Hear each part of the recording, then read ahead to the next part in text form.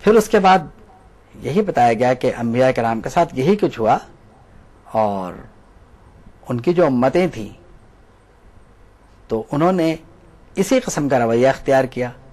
پھر فرمایا کہ موسیٰ و ہارون علیہ السلام کو بھی فرعون کے پاس بھیجا گیا تھا، تو وہاں جانے کے بعد پھر وہی ہوا کہ انہوں نے تکبر سے، مطلب ہے کہ ان کو ماننے سے انکار کیا اور کہا کہ ہم اپنے جیسے بشروں پہ ایمان لائیں، یہ دونوں تو ہماری طرح کے بشر ہیں نا.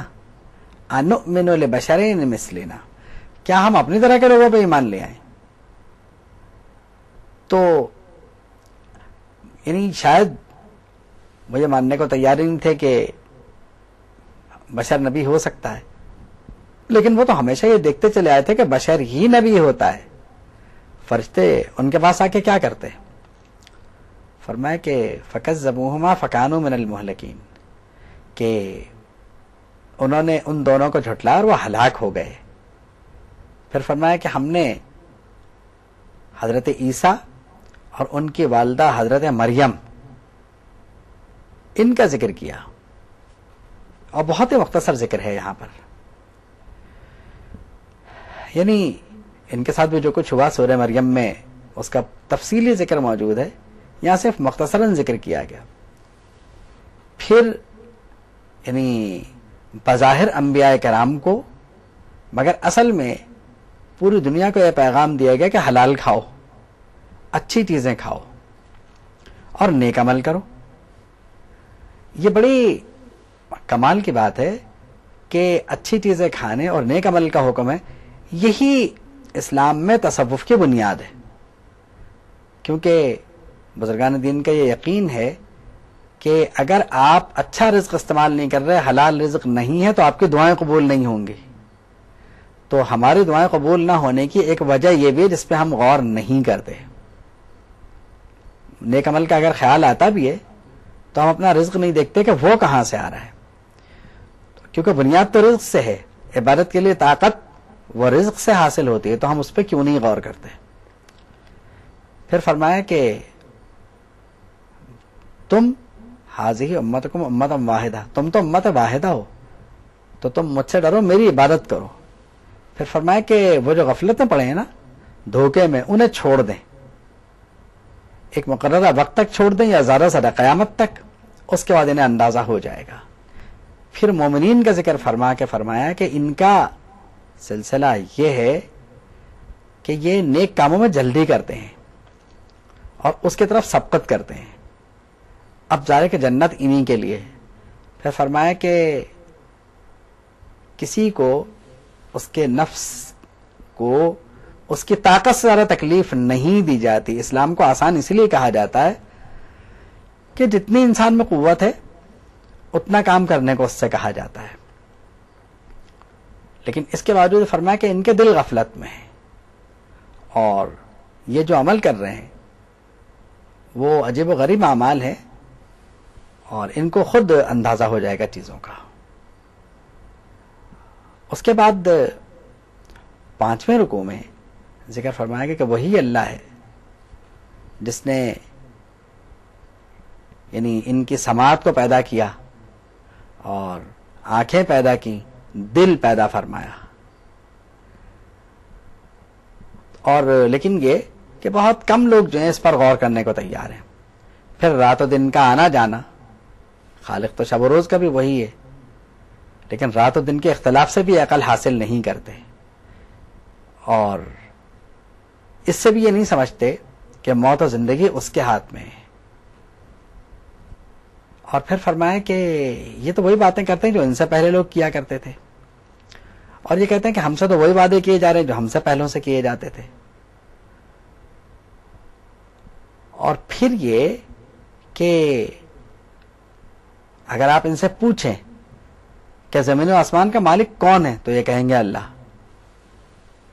تو پھر یہ مانتے کیوں نہیں، اسے تسلیم کیوں نہیں کرتے، اسے ڈرتے کیوں نہیں؟ آپ ان سے پوچھیں کہ قل من رب السماوات السبع، 7 آسمان کا رب کون ہے اور عرش عظیم کا رب کون ہے، تو یہ کہیں گے اللہ. پھر آپ ان سے پوچھیں کہ قل من بیدہ ملکوت یعنی کس کے دستے قدرت میں ہے یہ سب کچھ، کون ان سب کا مالک ہے؟ تو وہ کہیں گے اللہ. لیکن وہ کیا کہیں گے کہ یعنی اللہ کون ہے؟ آپ ان سے کہیے کہ اللہ وہ ہے جو سب کو پناہ دیتا ہے اور اسے کوئی پناہ نہیں دے سکتا. تو اب وہ کیا کہیں گے جواب میں؟ وہ کہیں گے کہ ان پہ تو جادو کر دیا گیا ہے. پھر فرمایا کہ اللہ کے کوئی اولاد نہیں ہے اور نہ ہی اس کی قدرت میں، اس کے اقتدار میں کوئی اور بطور الہ شریک ہے.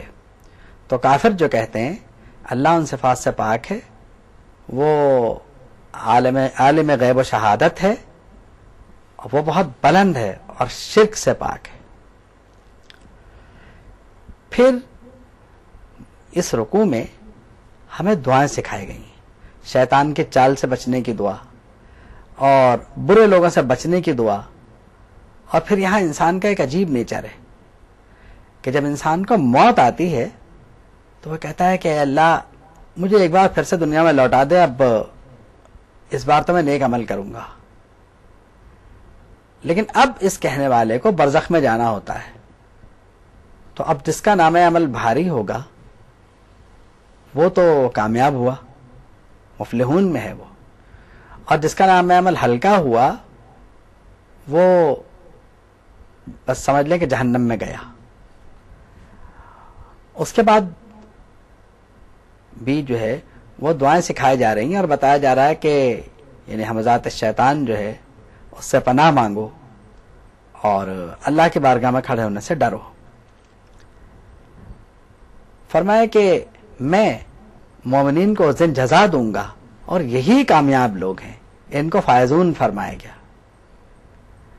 اور انہیں یہ لگے گا جیسے دنیاوی زندگی میں ٹھہرے کتنا، بس ایک دن یا اس دن کا کچھ حصہ. تو دنیاوی زندگی ان کو اتنی کم لگے گی وہاں جانے کے بعد. اور فرمایا کہ مومنین کا ایک گروہ ہے جو یہ کہتا ہے کہ اے اللہ ہم ایمان لائے، ہمارے مغفرت فرما، تو بہترین رحم فرمانے والا ہے. پھر فرمایا کہ کیا تم یہ سمجھتے ہو کہ ہم نے اس مخلوق کو بیکار پیدا کیا، تمہیں ہماری طرف ہی لوٹنا ہے. اور کفار کے لیے کوئی فلاح نہیں ہے. جو شرک کرتے ہیں اپنے شرک پر ان کے پاس کوئی دلیل نہیں ہے اور اللہ کو حساب لینا ہے.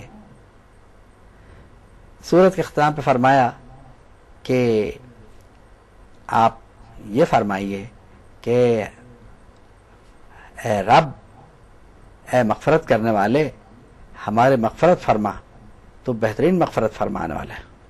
ہم پر رحم فرما، تو بہترین رحم فرمانے والا ہے. اس کے بعد سورہ نور کا آغاز ہوتا ہے. سورہ نور میں پورے احکامات تقریباً فیملی لائف کے بارے میں، گھریلو زندگی کے بارے میں احکامات ہیں. اگر یعنی کسی طرح سورہ نور کی تعلیم ہمارے گھروں میں عام کر دی جائے تو گھر تباہ ہونے سے بچ سکتے ہیں. موجودہ زمانے کے ہر مسئلے کا حل صرف سورہ نور میں موجود ہے. یعنی سورہ نور میں زمانے میں پیدا ہونے والے مسائل کا حل موجود ہے، اور خاص کر ان مسائل کا جو گھریلو زندگی گزارنے یا گھریلو زندگی میں مسائل پیدا ہونے کے سلسلے میں کام آ سکتے ہیں.